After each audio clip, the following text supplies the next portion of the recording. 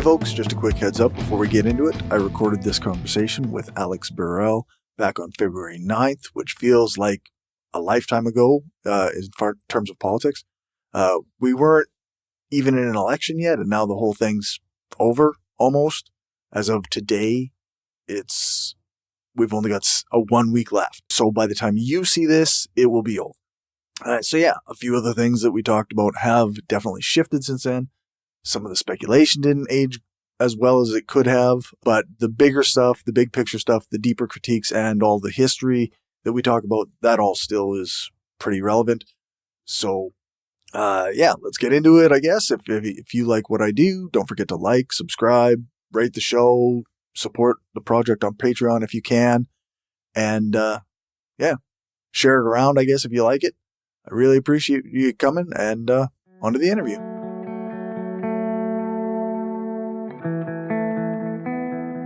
Okay, hi and welcome to the Skeptical Leftist Podcast, the show where I talk to a variety of people to spread critical thinking, progressive politics, and left-wing philosophy. And today I'm joined by Alex Birrell. Thank you for joining me. How's it going? It's good. You? Good. Good to be back. For sure. Yeah. I don't have a ton of repeat guests, but you are one of my repeat guests.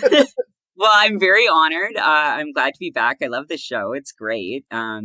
And you're very consistent with it, which is, more than I can say for myself. So, well, it doesn't take quite as much work on my part to do the deep research that you have to do for Unmaking Saskatchewan. Yeah, that's true. But it's still it's a lot, and especially interviewing people, and it's not easy. Yeah, I have my moments where I have to be like, okay, I can't talk to anybody new for a little while. Yeah, that's when I go over to a monologue episode and I'm like, okay, I'm just going to sit here. I'm going to write out a script and I'm just going to say it. Yeah, for sure. I can't engage. Yeah. So I guess to get us started, we were just having a great conversation about far-right politics in Saskatchewan. But to get the show started, I better get you to tell people who you are. Yeah, I am Alex Birrell. I am the host of the Unmaking Saskatchewan podcast, which is been very negligent in putting out episodes, but I swear that there are some on the way. And, we talk about the history and politics of Saskatchewan, and I'm a sometimes journalist. I do a little bit of reporting, but it's definitely not my full-time gig. And, just a lifelong Saskatchewan resident who is, trying to make sense of it, trying to make sense of this place and living here, and For sure. I don't know if I asked you this the last time you were on, but was there something like a particular impetus that got you started on doing Unmaking Saskatchewan?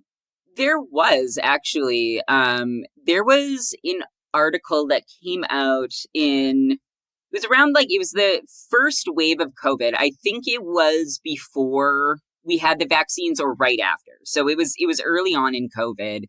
And there was an article in CBC or CTV, and it was a woman. She was a rural woman. She lived on a farm, and she was talking about, she hadn't been able to get healthcare for her kid. And she said something, there was a quote where she said, the majority of people in Saskatchewan are farmers. And I was like, that's not true. It's not even close. Right. It's just so far from the majority of people in Saskatchewan live in census metropolitan areas. It's just not, it's a more rural province than some, but it's just certainly not true. And it got me thinking about something, I thought about this before, but that, much like Canada, much with the tariffs, where Canada just kind of had this identity crisis where it's like, oh, we don't actually know who we are except that we're not them, right? Right. And Saskatchewan has this idea of itself that is very much, 50 or even 60 years ago, right? It thinks of itself as this rural place, this farmer place, the home place of Medicare, all of these things. And it hasn't been that for a long time. It just really hasn't been. Yeah. If you look at where people are employed in Saskatchewan, the majority of people, or the plurality of people in Saskatchewan, are employed in the public sector, right? Yeah. They're public service workers, and you don't get that. Even people who would be working in the public service, if you ask them to describe Saskatchewan, they rural farmers, oil and gas, Right. kind of things. But oil and gas and agriculture, they combined, I don't make up as much of the employment sector as public service, right? Like that's Right. just what the majority of us do. And so I really wanted to kind of get to the root of that, of how the idea of a place can come to be, and how people can kind of develop a conception of themselves as this one thing, and then not ever be able to shake off that conception, even as it becomes less and less and less and less true. Yeah. So that was kind of the impetus. And then I started doing a lot of research and doing a lot of reading into, land and the economy of land, and how our relationship with the land kind of defines us as people, even as that relationship to land is really changing. Yeah, that's really interesting. I wonder how many people have to actually live in the cities for us to start recognizing that this is a largely urban province. Well, that's the thing, right? And I just I don't think that I don't know how you can persuade people of that, right? And I think another thing about it too is something, when I first started traveling, like really, I went to various, different cities as a kid, but when I first started traveling to places and like driving around in different countries and realizing that like you could just drive and drive and drive and never leave a city. And I hadn't experienced that before, right? I hadn't realized that there's the possibility of driving for hours and always being in a city.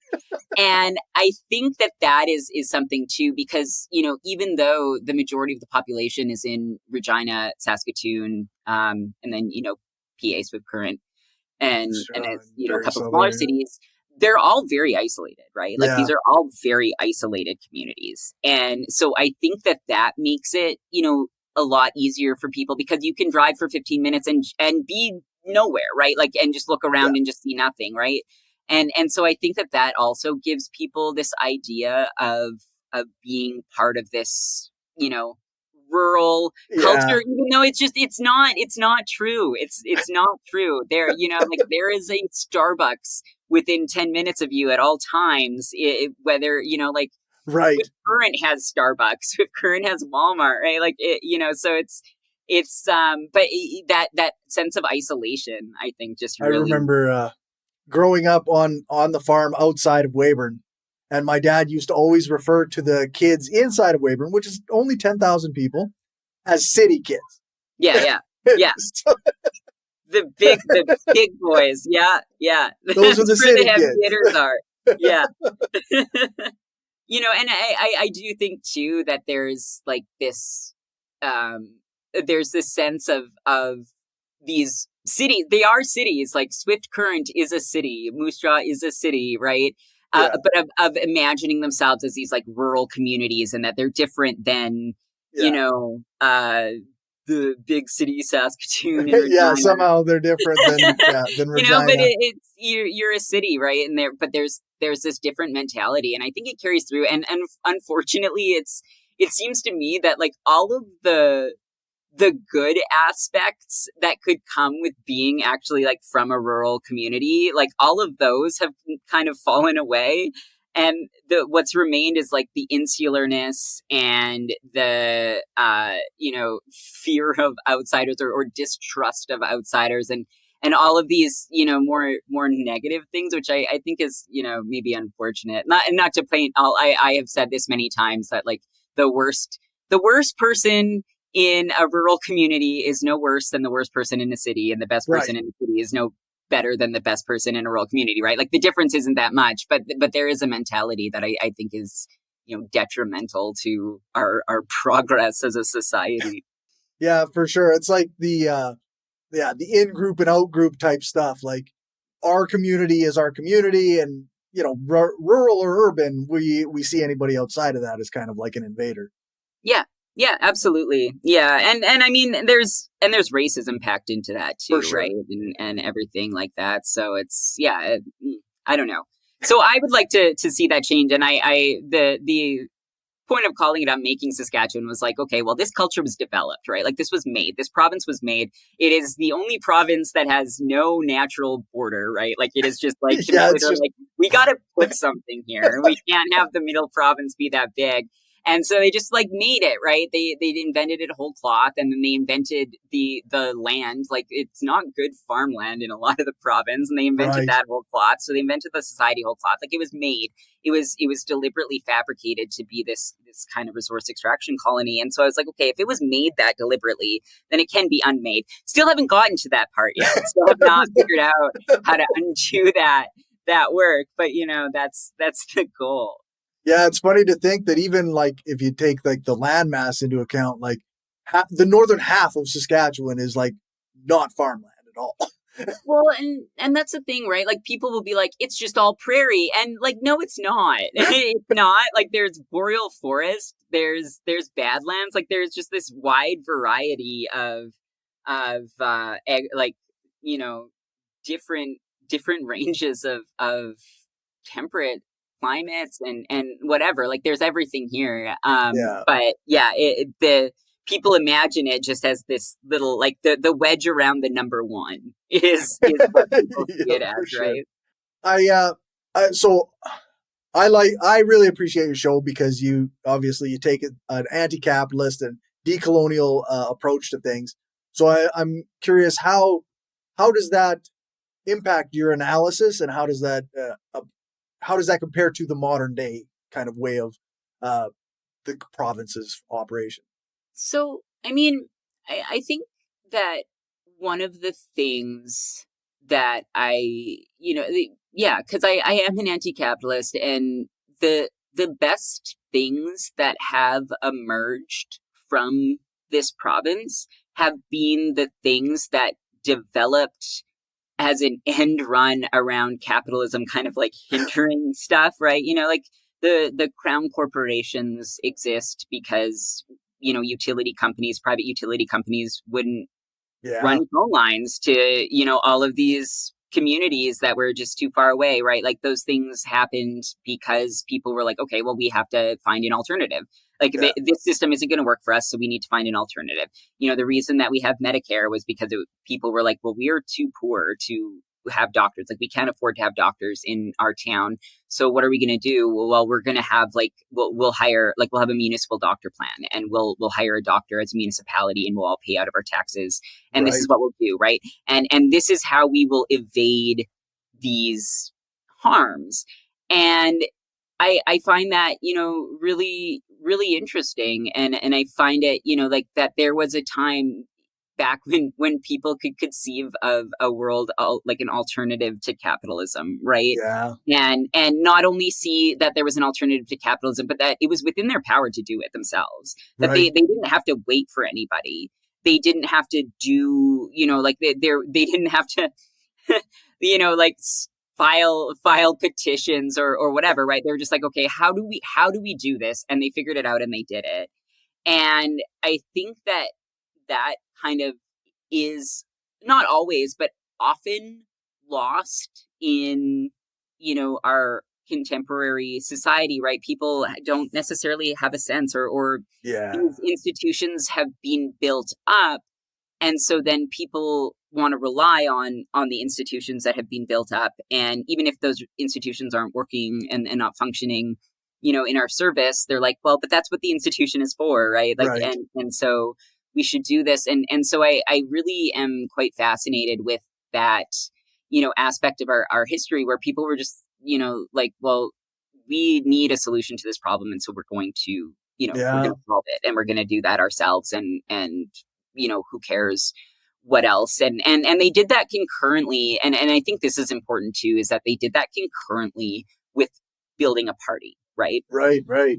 Like it wasn't like, okay, we'll build a party, and then we'll push the party to have policies that will get us the things that we want, right? They were like, okay, we're gonna do this. We're gonna have, the municipal doctor plans. We're gonna have the health districts, like the hospital districts. We're gonna have these, things that we're going to have the crowns. We're going to set up all of these things. And then, concurrently, we can also try to build a party. We can also try to build a CCP and get these things on a wider scale and make this law and all of these things. But they recognize, you have to, it's not enough. You have to actually address people's material concerns in the moment. Yeah.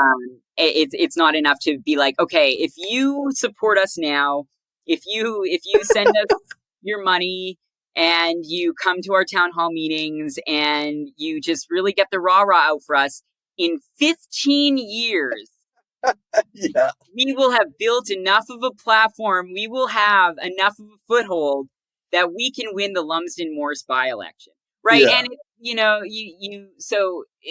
that's for kind sure of something that I think we should, kind of circle back to, and I think there is a bit of a division now between people who want to build a party or want to build a political pathway, and people who want to do direct action. And I don't think those necessarily have to be separate, right? I think they should be happening concurrently, because then when you're a party that's been building itself up alongside these things that address people's material concerns, you could be like, we did this already, and we did this, and we did this, and we did this, and these are the results. We can show you the results. You don't need to elect us and then we'll prove to you. We can already prove to you.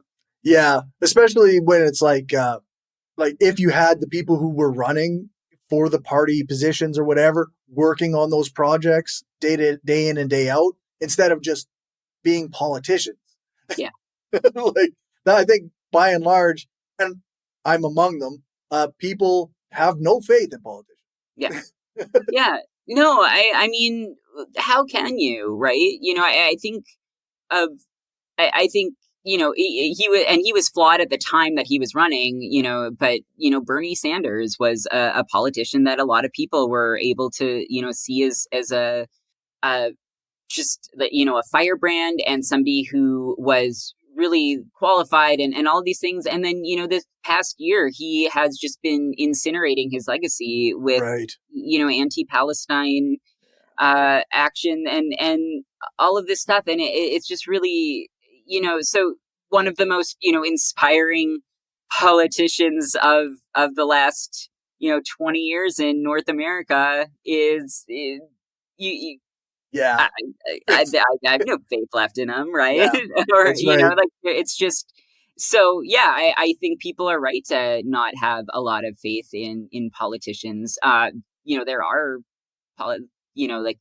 odd ones out. Sarah Jama in Ontario, I think is solid, but it's just now she doesn't have a party, so she doesn't have a party, and that's because she was solid, right? That's what happens to you when you have a principle, and I think a lot of people see that, right? Is that if you're a politician, you're gonna put your party before your principles pretty much every time. Yeah, and which we've seen that.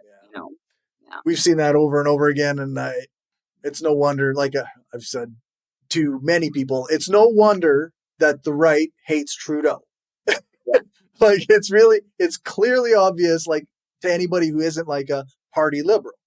And the same, in similar vein, it's why do we like any of these politicians, the leaders of these parties, when they keep showing us that they care about the party more than the people? Yeah. It just makes me crazy. Yeah, it's rough, right? It's really rough out there, and you're like, who are these people talking to? Yeah, who are they talking to? But they're in we talk about the ruling class, and that's who they're talking. That's to, who they're right? talking to. Yeah, that's who they're talking to. Yeah, like Mark Carney or whatever. He's probably going to be the next nominee for the Liberals, right? Yeah. The loving for Mark Carney has been embarrassing. It's been really embarrassing to watch, where people are like, oh, God, Mark Carney, listen, this is a firebrand speech. And I'm like, what are you he's a bank. What is inspiring about this? he did some polling and he was like, this is the messaging. And then a speechwriter wrote it. And then Mark Carney went out there and said it. And then you're like, my God. And this you're is like, fully manufactured. And it's like he gets elected and he's prime minister. And in a year, you can be like, Mark Carney sucks. And it's like, yes, he does. He does. Yeah. Like, I don't know what to tell you. If only the party would have cared about the people instead of like propping up the ruling class. Yeah, for sure. Yeah. I guess one of these questions I've got written out here is like, how has learning about the deep history of the province changed the way you viewed it since you started the podcast? So I think, one of the things that I found really, I think, like, I don't know that I would say that my perspective on the province has changed, but I do have more of an understanding of why things are the way that they are. And, I started out with an understanding that Saskatchewan was a province that was uniquely violent towards women, Right. that had some fairly unique racism. Like Canada in general is a violently racist country, but Saskatchewan, like there are some aspects of Saskatchewan that are pretty extreme. And I started doing, just a lot of reading and of, the history of land, the history of the economy, the history of labor relations and things like that. And really just came to understand that, this is a province that is built on resource extraction, whether that's oil and gas or whether that's, farming or an agriculture or whatever, right? That uranium is mining or whatever. Yeah, the point of the province was to extract it for resources, right? Like I've called it a resource extraction colony before. All of Canada was that in a sense, but Saskatchewan extremely so. Like that was what it was meant for, right? That you were going to send people west, they would get land, and in exchange, the east would get resources, right? Like they would get this big beautiful breadbasket and whatever else was there. And I think, understanding that really helped me to understand, some of those violences, right? Because it was never like it wasn't expected that this was going to be like a community and a home or anything like that, right? Like it was a colony. It was a place to. You're not supposed to live here. You're not supposed to like it. You think about like Edgar Dewdney. Like Dewdney is slapped all over the names, all over everything. He fucking hated it here. He hated it here. He hated Saskatchewan. He hated it. And you think about that, like all of these people who made decisions about the province and didn't love it, didn't care about it, anything like that, right? And people who came out here because they just like needed land or needed to get away. And so you understand that like in these cultures that are resource extraction colonies and cultures that are really dependent on extraction for the land, they do become, uniquely violent towards women, right? Because women are superfluous. They're right. Their labor is not the important it's the labor. Unrecognized, unrecognized, yeah. And so, I had more of that understanding. I think that I also, this surprise, I am pretty, like, I am an optimist. Like I do, I have a lot of faith in people. And I think that sometimes that faith has been shaken, right. In the research. I think that sometimes, I've really like come away from something just, I not feeling good good about what it says, because I do at the end of the day, want to believe that, most people are doing the best they can with what they have. And I think that, a lot of times in the history of Saskatchewan, it's very true. And a lot of times in the history of Saskatchewan, it's not, and right. It's just, it's tough to see. It's tough to see too, I didn't realize, because I grew up with like the legend of Medicare and Tommy Douglas and all of that stuff. And, right. and doing a lot of, research into, the Medicare era, I came to kind of the conclusion that like Medicare as it is it was a compromise and it was a failure.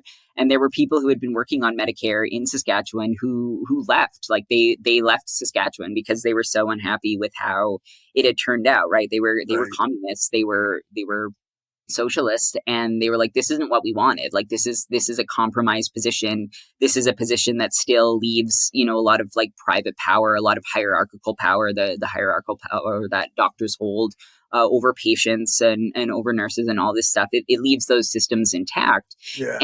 And so, they left. And so I had like a real bitter taste in my mouth about that. And it also, now that we are where we are with Medicare, where it's just, it's at the end of a long dismantling. I kind of came to see that, the fundamental product was compromised, right? Like the initial product was compromised. And I think that can, is often true of a lot of things in Saskatchewan and things that, we are told are these like wonderful like accomplishments. If you actually look at it, you're like, oh, this was a compromise deal that a lot of this could people have been were so really much better. unhappy about, Yeah.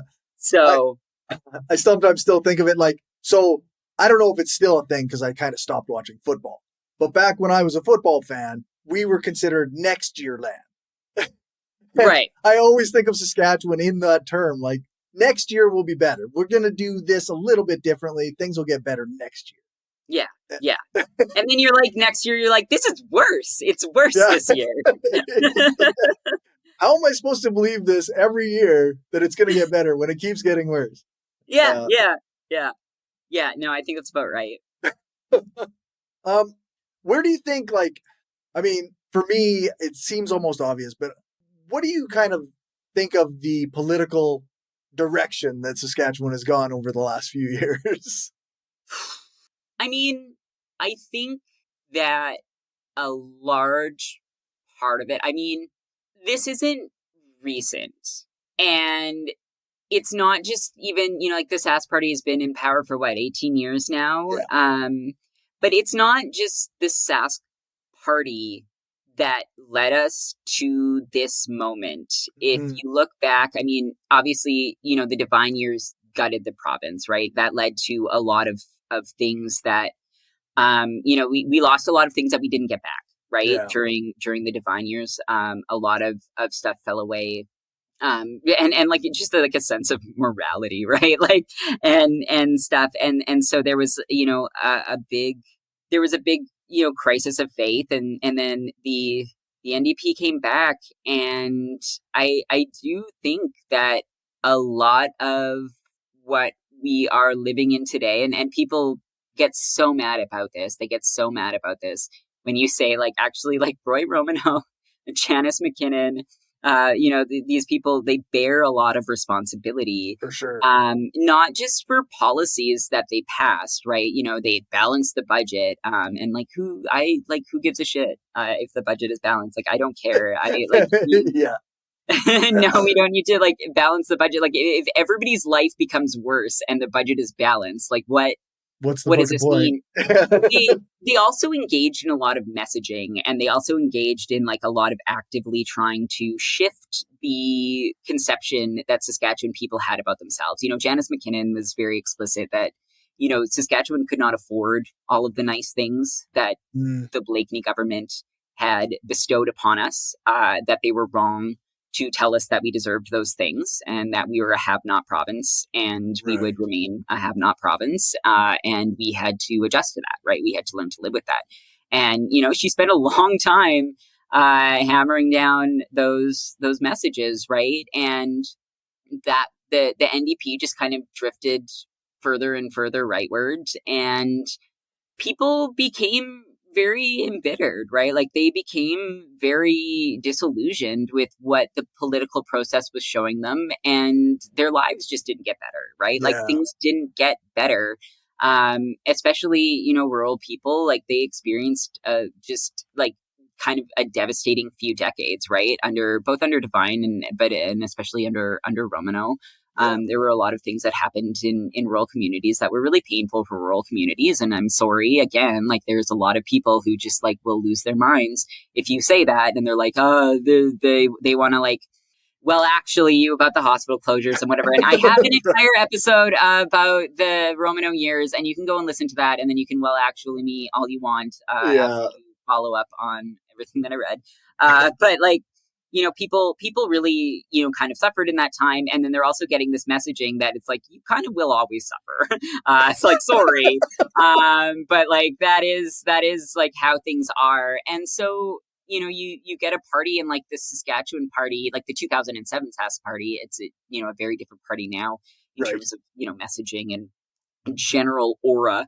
But it was, you know, it was a party that said the opposite, right? It was like, no, you do deserve these things, right? Like this is a have province and blah, blah, blah, blah, blah. And that kind of messaging, like that speaks to people, right? Like that's a powerful message to people, and it's really ingrained with them. And the NDP and no other party really has ever managed to capture messaging like that, right? Like they just like have not managed to capture the public sentiment. Like I don't think that the Sask party won this last election because people like the Sask party. Right. They won this election because people just like them less. Like they like them slightly more than, you know, the other alternatives. But I think a large part of it is just because the political messaging and is really disengaged with people's actual lived experience, and with, you know, like you do also in politics a bit have to tell people things that they want to hear, like that make them feel good about where they live and about themselves. And I don't think that any of the parties are particularly good at that these days, right? No. You know?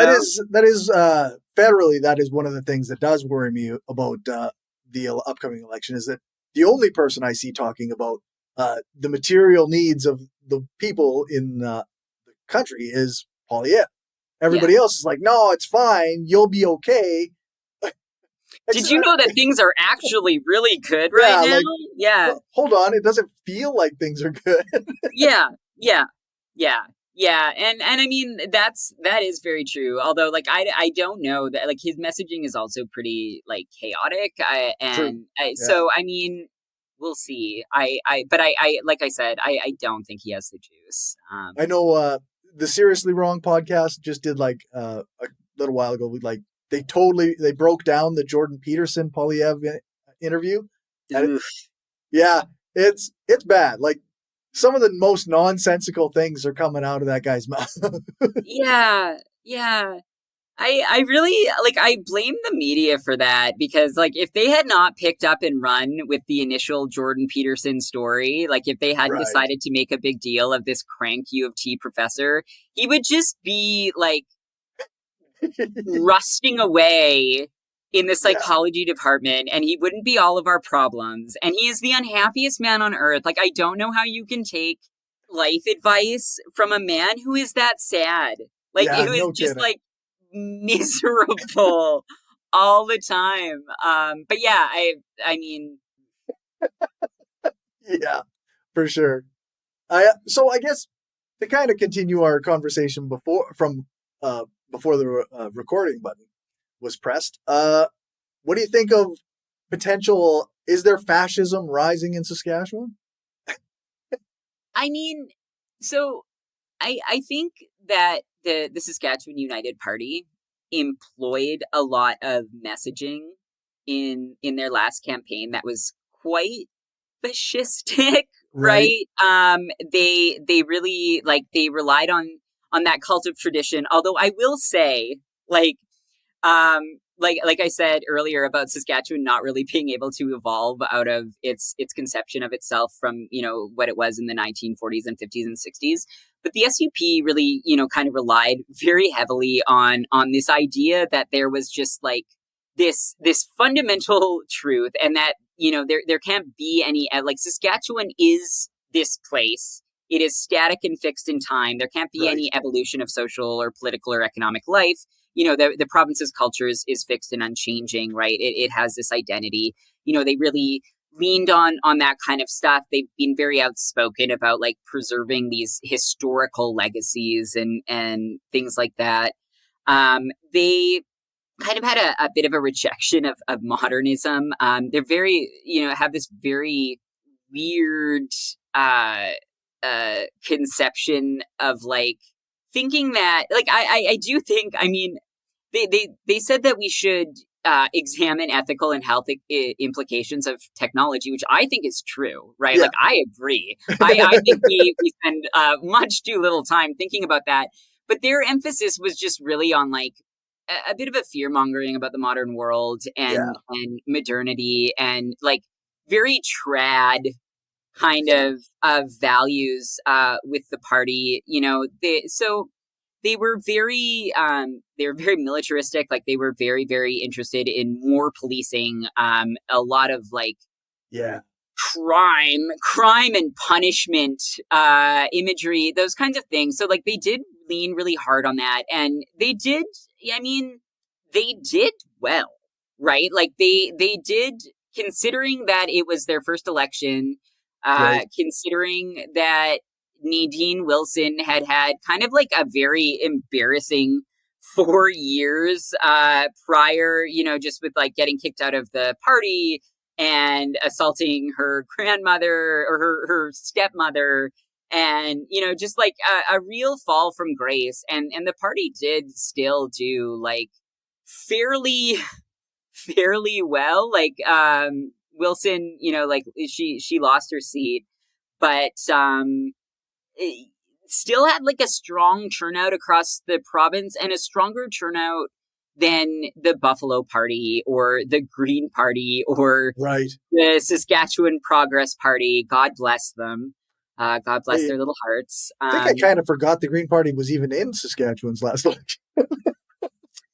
They were there, and I don't know. So the Green Party, I'll go back to the Sask United, but the Green Party tried to run somebody in like every riding, which I don't think is a great strategy because you just don't have a lot of resources or anything like that, and you're just spreading them all yourself, out. yeah. But the Saskatchewan Progress Party only ran one person. Like they only had one person running, which also just seems like a bad strategy. Yeah. Like, I don't know. Like it just doesn't look good for you. But I don't know. Their platform was the most reasonable, but it was just like, it's very difficult to take the party seriously in that sense. But yeah, just going back to the SUP and John Romick just had some weird personal beliefs as well. Like he has spoken before his church just about how he seems to believe that Adam and Eve literally existed, and were actually kicked out of the Garden of Eden, and these kinds of things. So just like really traditional beliefs in this party. And so I do think that they did better with that messaging. And I mean, fear of crime and all of these things, like people are much like people's fear of crime is much higher than the actual incidences of crime, those kinds of things. That said, I mean, I don't know that I would say that like fascism or like a hunger for fascist politics is on the rise in Saskatchewan. I can see this Sask party like maybe moving towards more authoritarian, like having more authoritarian leanings internally. I can see them doing a lot more, like having a lot less respect for like rules and laws and not bringing a gun to work and those kinds of things. But at the same time, like I don't necessarily think that appetite is here. And one of the things about Saskatchewan, we talked earlier about it being, these cities being isolated. But the other thing about Saskatchewan is that things tend to come here slower. Like there are some movements that emerge organically here, but also there's a sense of things closing in on us, right? Like where something will happen in the US and you feel it kind of pressing up, and then something will happen in Ontario and you feel it kind of pressing in, and something will happen in Alberta. And I think that sometimes like there's an advantage to that where you can kind of see something coming and maybe have the opportunity to course correct. Yeah, hopefully. But I guess like I would say like it's not my particular opinion that like Saskatchewan is uniquely inclined to fascism among Canadian provinces. Yeah, if I was going to pick a province, I would probably say Alberta. yeah, I for sure. But Yeah. I don't know. And I don't see like I don't see any governing parties being as explicitly fascist as, the Republican Party Right. of of today is, like, in the United States, right? Like, that was fascism that you could see coming. Like, they were explicitly fascistic in their messaging, things like that.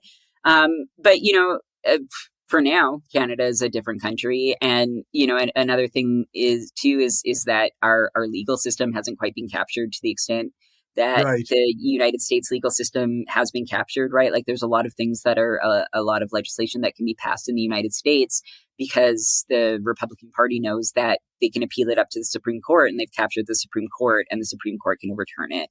Yeah. Whereas, the Canadian courts, like, if somebody can be a conservative on the Canadian court, that doesn't necessarily mean that they're a partisan hack, right? Right. It means that they have a conservative conception of law. They have a conservative conception of how the Constitution could be read, but that often means, like, literally conservative. Like, they have their beliefs are that we should be very careful and very formalistic and very rule following and things like that. So I think a lot of times there's not necessarily that ease that a political party could come in and do the kinds of things that the Republican Party can do in the States. Yeah. A provincial party can't necessarily come in and do those things. Although, I mean, Danielle Smith's certainly trying, right? Like, Sure. it's not for lack of effort. She's pushing through a lot of stuff. And I mean, I think, authoritarianism and police mentality is just rising generally, right? Yeah, for sure.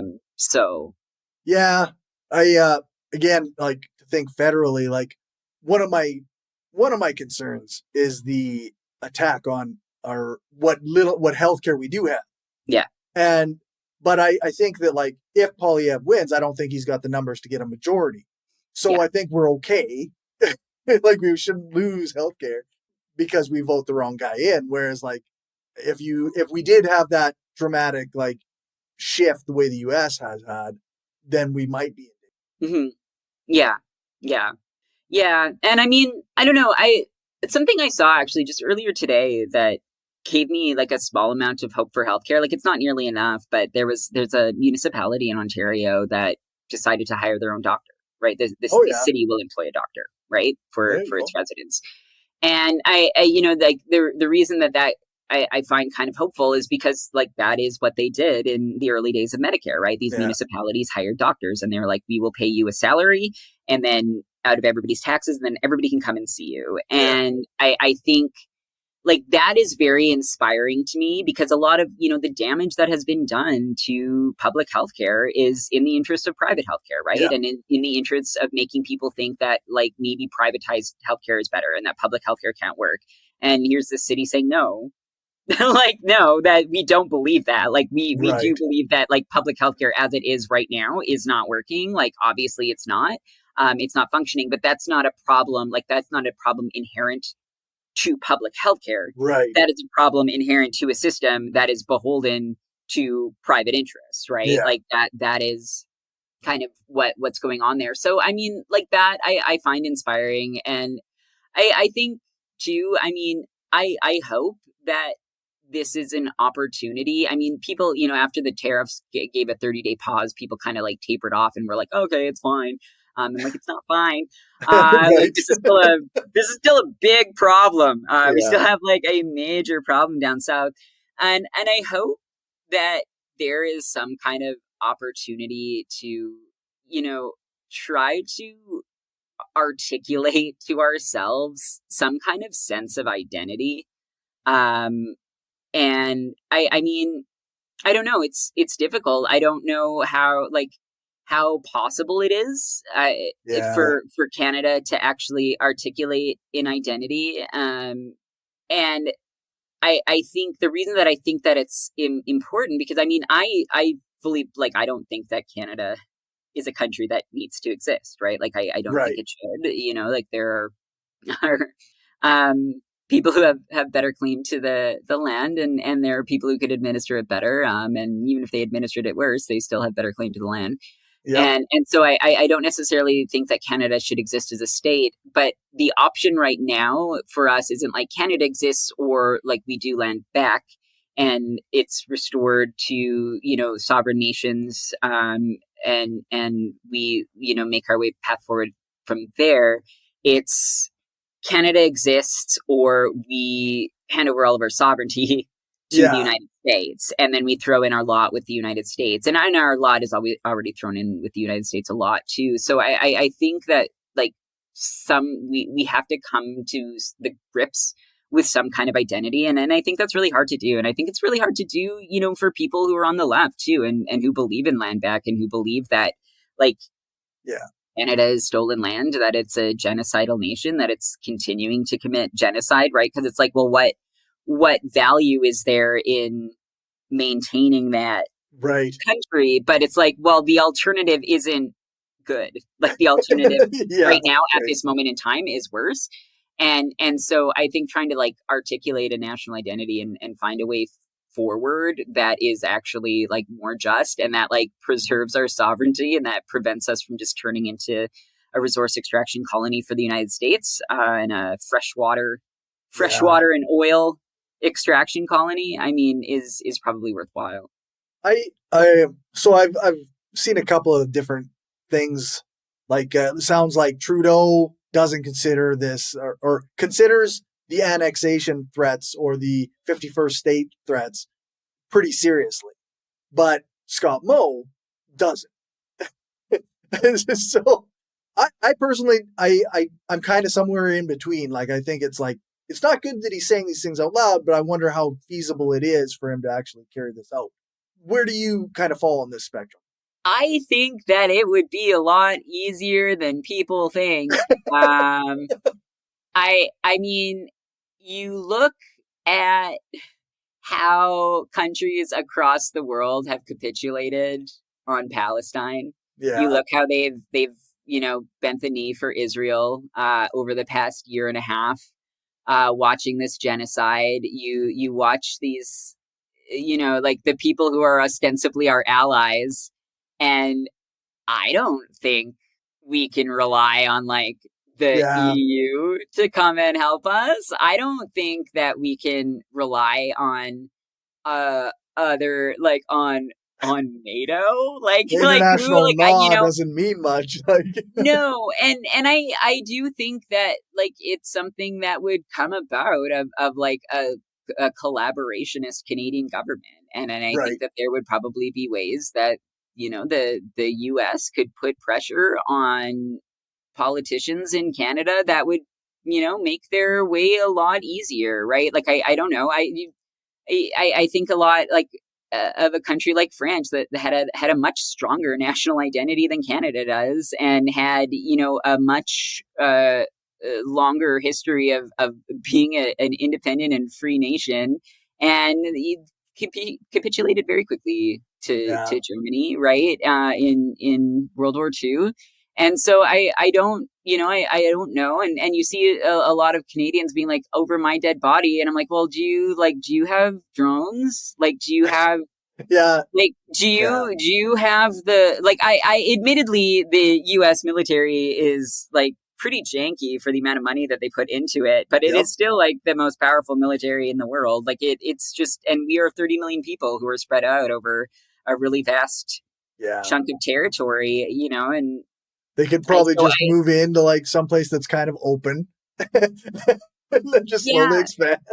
Well, yeah. And I mean, and I just like the thing that gets me, I think a lot is just like the amount of pressure that the United States is going to be under for fresh water in the next 5 to 10 years, right? Like it is going to be like a life or death situation for them coming up very quickly. Yeah. And I think that will change circumstances in Canada a lot more rapidly and a lot more drastically than we would think. And yeah, so I mean, I don't know, and I have no reason to underestimate Trump. Like he is kind of like forgive me, a lunatic, but he also he does act on a lot of those impulses, right? Yeah, that's right. So yeah, I mean, it's very strange. I know talk about a trade war or a tariffs war or whatever apparently has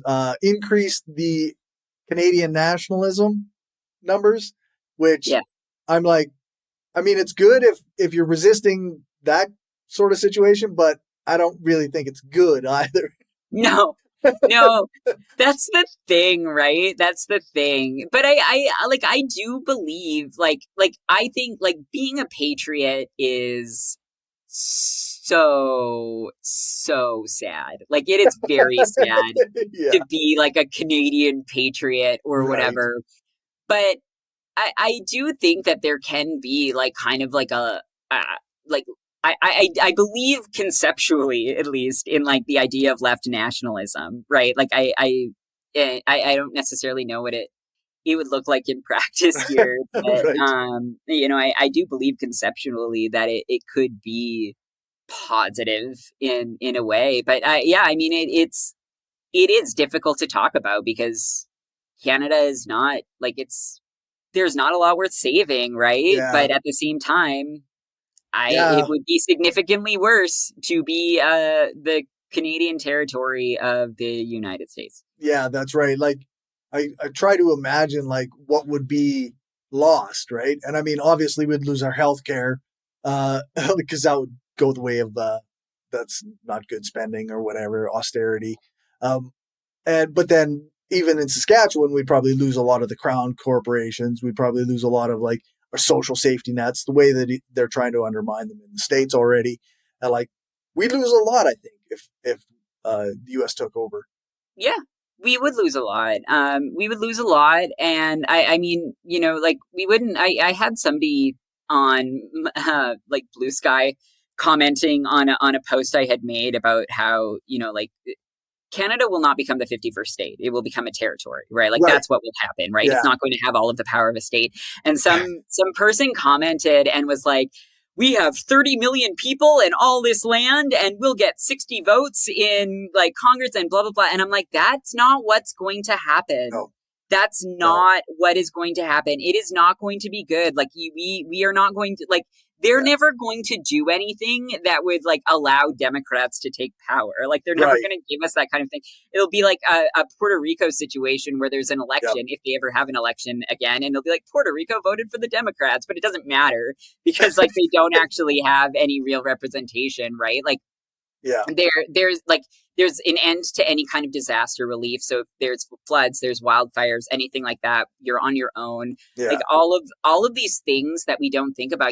Everybody hates the government, but they don't realize like how much the government actually does. Right.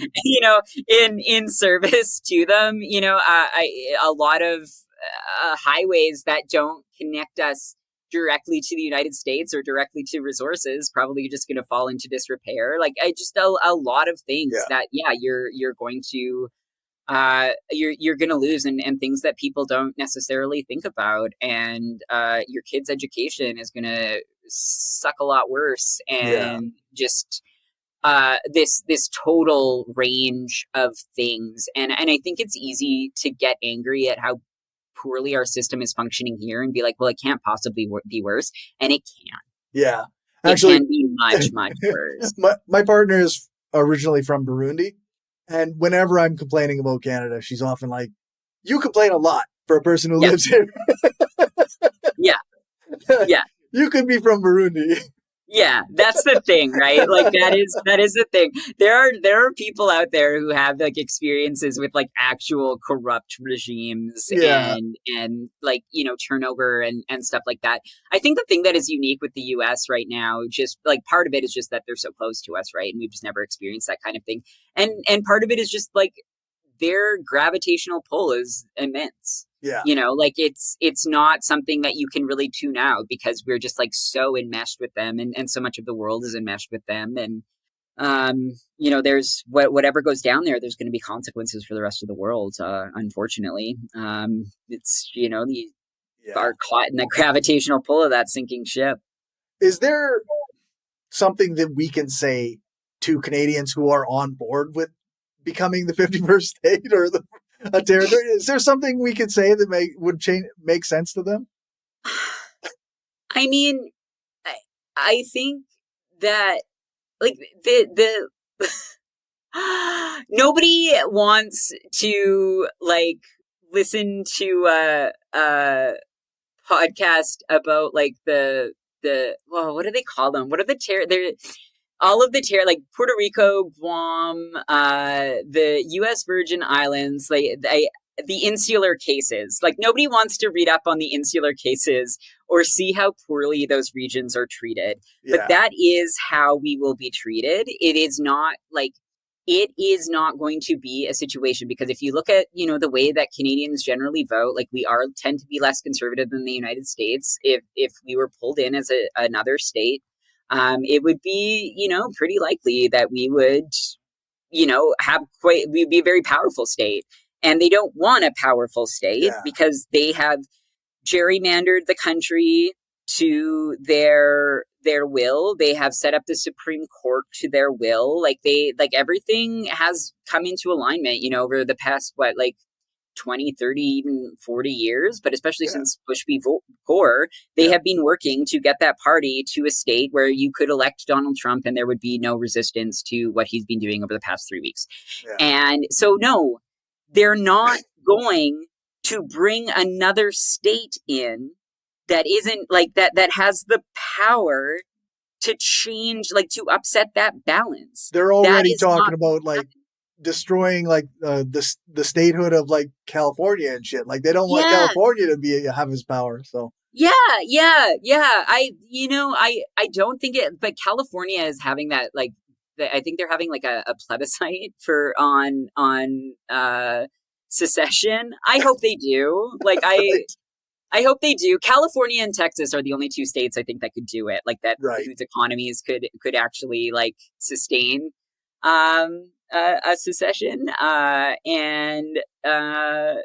which is why in the movie Civil War, when people laughed when they had California and Texas on the same side, I said no, they are very similar.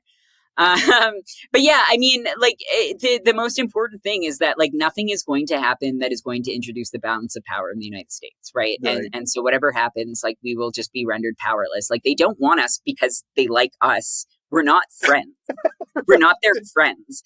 They're not oh, it'll be so great. You'll be able to have access to all of the different Oreo flavors, and the movie theaters will have the popcorn buckets, the limited edition popcorn buckets that you've always wanted and can actually get at Cineplex. That's not going to be the thing. This is not for our benefit. It is for access to all of the resources, and we can fucking die for all they care. That's don't. Right.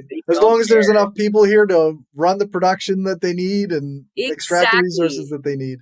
Exactly. And you know what? They are going to have camps full of people that they have rounded up for deportation that they can easily send up here and put on work camps and have doing that labor. They are not going to be without human power. They don't need us. I'm it sorry. Doesn't work that way. Yeah, no, for sure. Yeah, that's right. I it's just such an incredibly naive belief to think that this is about friendship. No shitting. or a mutually beneficial relationship. I had to ask because I saw this because I'm still on Twitter a little bit, and I saw Canadian Republican or whatever, Cad Repub or something, and she was very hey, I would love Canada to be the 51st state, and I'm like, that doesn't make any sense. What are you doing? No. And it's also not going to happen. And I believe this very strongly. Part of the reason that they've never made DC a state is just because DC has a large population of Black people and they largely vote Democrat, and it would change a balance of power and things like that. But I think part of it is that they have 50 stars on that flag, and they would have to change the flag and put another star on there. I think logistically and in terms of graphic design, and that is a nightmare that nobody wants to undertake. And so just aesthetically, from an aesthetic perspective, the 51st state, it's not. Yeah. Well, with that, I guess the only thing I wanted to ask you kind of round the show out is what gives you some hope for Saskatchewan or Canada broadly, if you have some? What keeps you from doomerism? What keeps me from doomerism? I slip in and out of it for sure. I think one thing that is really important and really important as news becomes really overwhelming, and as things start to feel unbearable is to remain curious and to try to stay curious about the things that are happening and think about like, why is this happening? And question, whether things that are being said are true, and like just to continue, because it's very easy to shut yourself down.